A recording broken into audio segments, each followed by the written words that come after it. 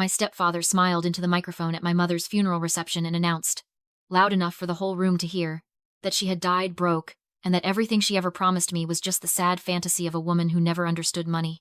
Then he turned to me, raised his champagne flute, and said, to Eleanor, who always meant well. The room laughed. Politely. The way people laugh when they don't know what else to do. I didn't cry. I didn't scream. I just looked at the small bronze key my mother had pressed into my palm 2 hours before she died, when it was just the two of us and the sound of the monitors. And I thought she knew this moment was coming. Before I tell you what that key unlocked, and how I used it to dismantle a man who had spent 15 years building his kingdom on my mother's name, drop your answer in the comments first. What is the most publicly humiliating thing someone in your family has ever done to you? I read every single one. My name is Serena Voss. I'm 31 years old. I'm a forensic accountant, which means I spend my professional life finding the money people swear doesn't exist. The irony is not lost on me. My mother, Diane, married Douglas Voss when I was 9 years old. Before that, it was just the two of us in a 2-bedroom apartment in Providence, Rhode Island, eating cereal for dinner twice a week, reading library books because we couldn't afford cable. I didn't know we were poor. I thought we were cozy. Douglas arrived with a silver watch and a Category 5 confidence that I mistook, at 9 years old, for competence. He wore linen shirts. He talked about liquidity and leverage at the dinner table. He called my mother Diane darling in a voice that made it sound like a polite insult. Within 2 years of the marriage, she quit her teaching job because Douglas said it was embarrassing for his wife to take a bus to work. Within 4 years, everything she owned, her savings, her small inheritance from her own mother, the deed to the Providence apartment, had been folded into something Douglas called the Whitmore Family Fund, which was named after his mother. Not mine. She wasn't a wife. She was a deposit. I watched it happen. I was a child. And then I was a teenager. And then I was an adult, watching from a careful distance. And I could never prove what I suspected, that my mother had been quietly, systematically drained. She got sick when I was 28. Ovarian cancer, stage 3. Diagnosed on a Tuesday in November.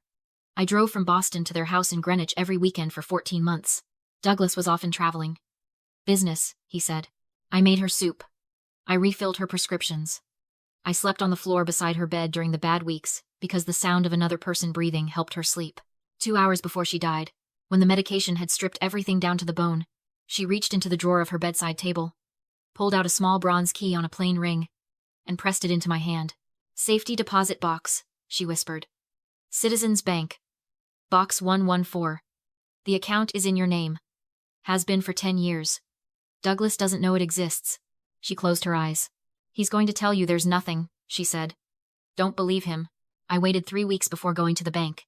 I waited because Douglas watched me during those 3 weeks with the careful patience of a man who believed he had already won. He was warm at the funeral.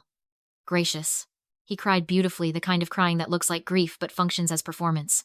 He called me sweetheart in front of the estate attorney and squeezed my shoulder and said, Your mother loved you so much. She would want us to stay close. What he actually wanted was to know whether she had told me anything. I gave him nothing. I smiled. I thanked people for coming. I accepted casseroles. I was the picture of a grieving, bewildered daughter. I'm a forensic accountant. I'm very good at looking bewildered. On a gray Thursday morning in early March, I walked into the Citizens Bank branch in downtown Providence, wearing my oldest coat, my hair in a ponytail, looking exactly like a tired woman running a routine errand. The box was in a private room that smelled like metal and cold air.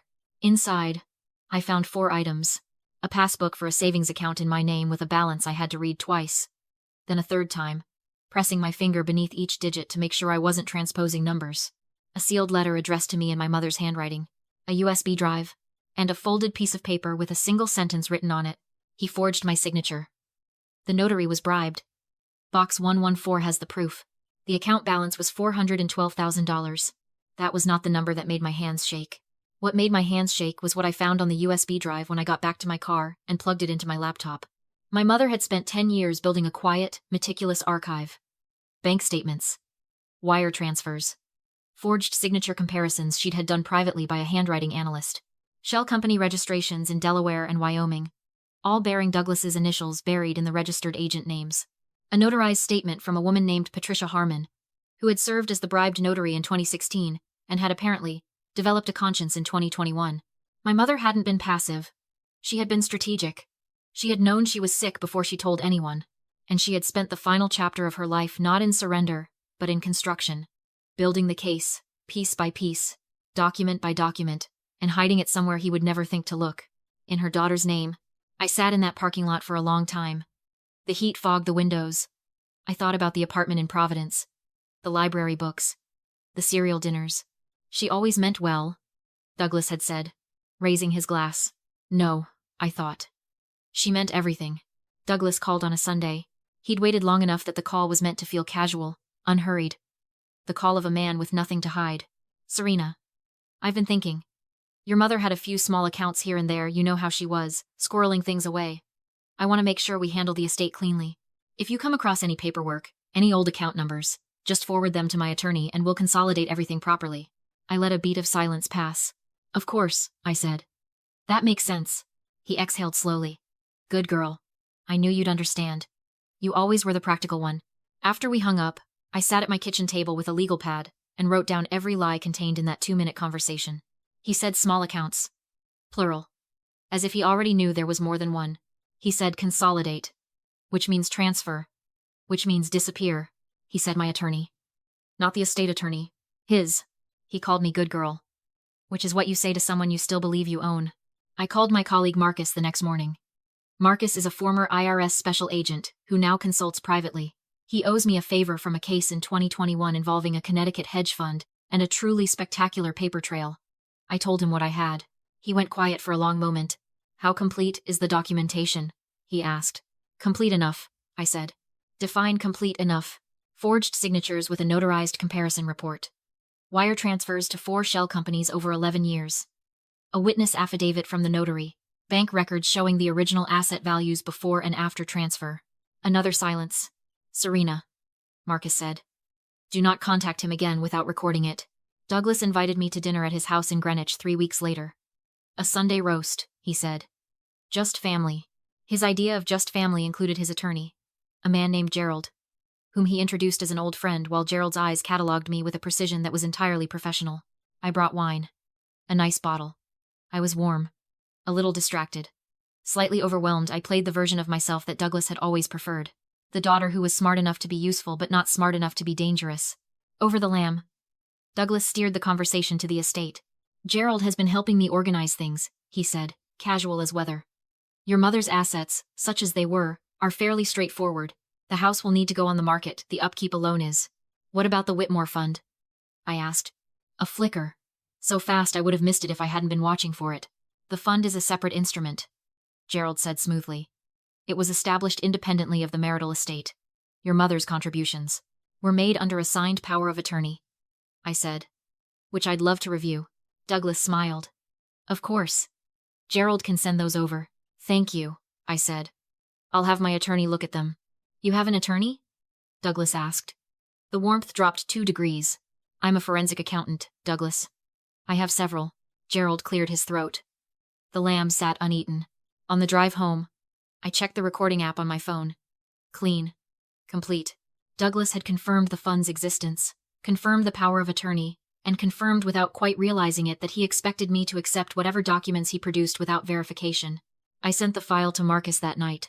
He's going to move assets, Marcus replied within the hour. Probably within 2 weeks. We need to be ready. We were ready. The Greenwich Philanthropic Society holds its annual gala every April, at the Delamar Hotel. It is the kind of event that exists to allow wealthy people to be publicly generous with a small fraction of the money they have spent the rest of the year protecting.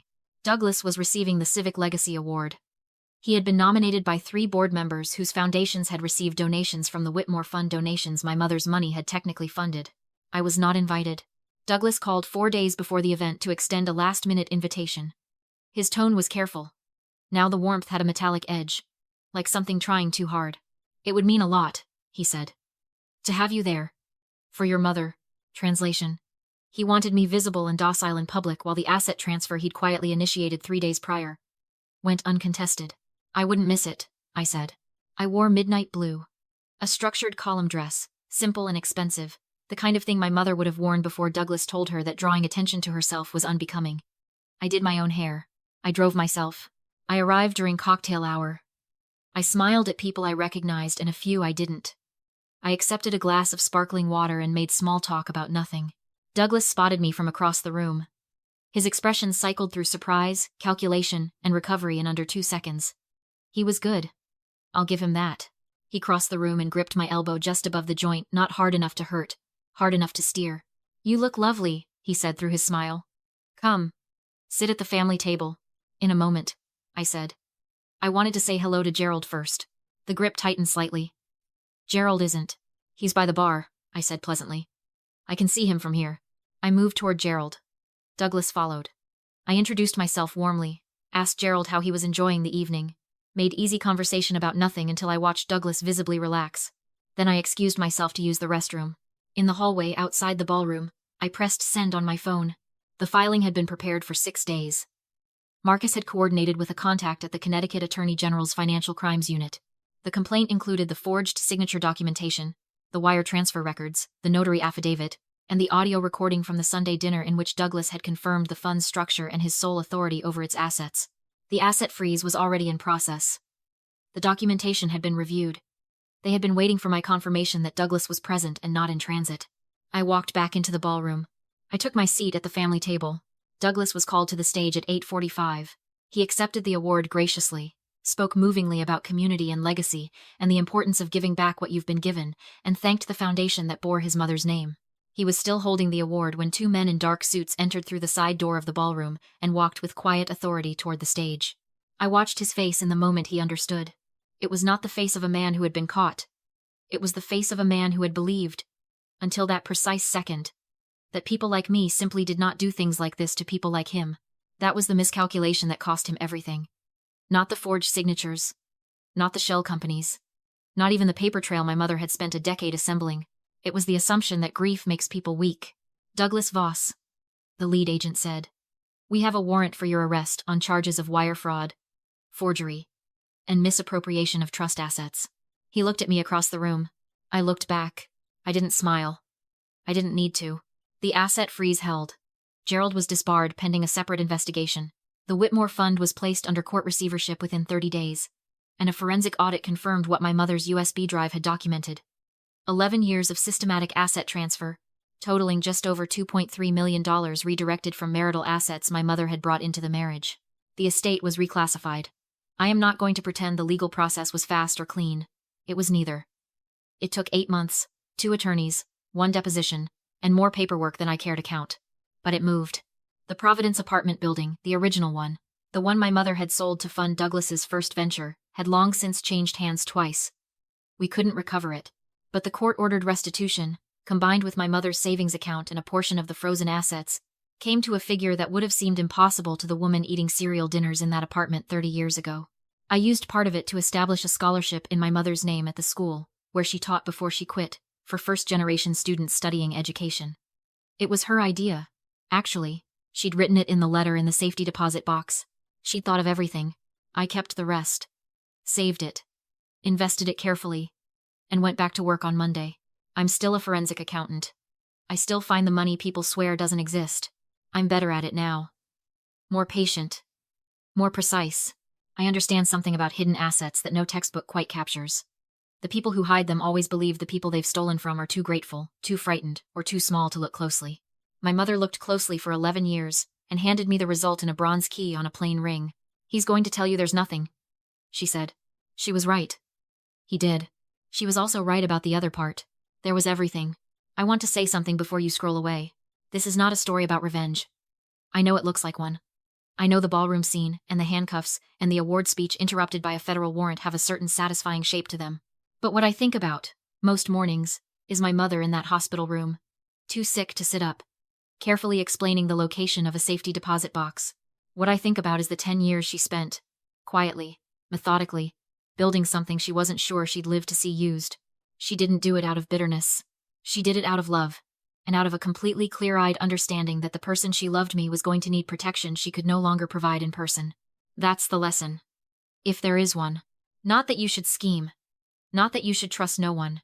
But that the people who dismiss you, who call you small, who raise a glass to your irrelevance, who assume that your grief will make you manageable, they are almost always wrong about one thing. They think invisible means powerless. My mother was invisible in that house for 15 years. She saw everything. If this story moved, you share it with someone who needs to hear it. And if you've lived through something like this, I'd genuinely like to know. Leave it in the comments. I read every single one.